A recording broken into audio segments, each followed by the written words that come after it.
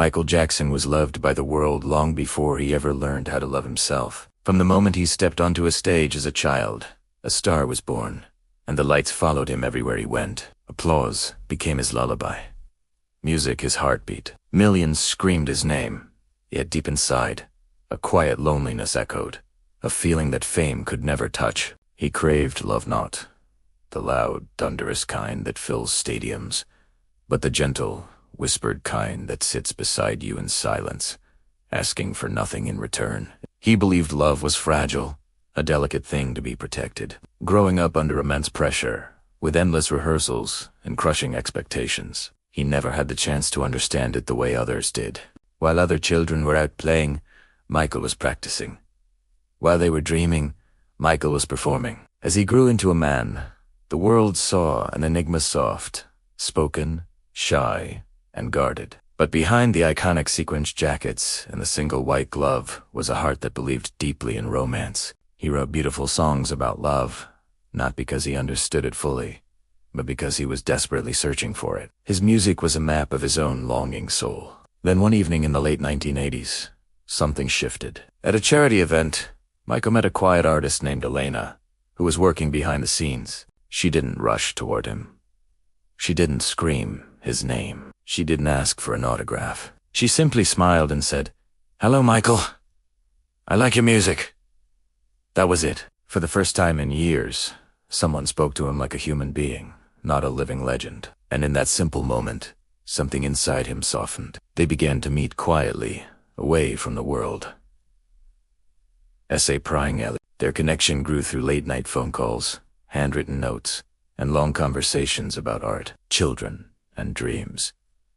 With Elena, Michael could finally be himself. He could laugh without cameras flashing, cry without fear of judgment, and speak without his words being twisted. He fell in love slowly, carefully, like someone walking on thin ice, afraid it might crack at any moment. He found a safe harbor in her, a place where he was just Michael. But loving Michael Jackson meant loving him under a microscope. The paparazzi followed them relentlessly. Rumors swirled, and headlines twisted their private moments into sensational lies. Elena tried to be strong, but the world was just too loud, and their love, as Michael had always feared, felt fragile against the storm. He often asked her, with a hint of desperation in his voice, "Do you think love can survive fame?" She would always reply, "Only if it's stronger than fear." Michael wanted that to be true, more than anything. But fear was a constant shadow in his life. The fear of losing love, the fear of being misunderstood, and the deep, haunting fear of being alone again. Eventually, the pressure became too much. Elena stepped away, not because she stopped loving him, but because she couldn't survive the relentless hurricane that came with being by his side. Michael never blamed her. He blamed the world. After she left, his heart broken, Michael poured all his pain and longing into his music. Every love song he wrote from then on became a letter he could never send. Songs like "The Lady in My Life," "I Just Can't Stop Loving You," and the poignant "You Are Not Alone" weren't just chart-topping hits. They were pieces of his soul, raw and exposed for the world to hear. While fans danced to the rhythm, Michael was reliving his memories, his voice carrying the weight of a love lost.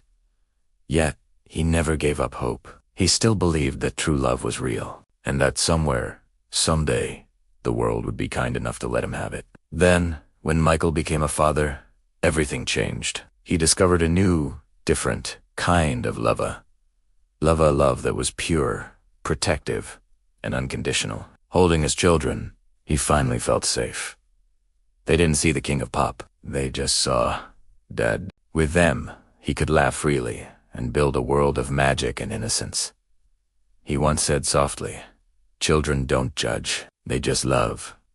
And that, in its purest form, was everything he had ever wanted. In Tear Eyes, he found the acceptance and devotion that had eluded him for so long. Michael may not have found his own fairy tale romance, but his capacity to love was immense.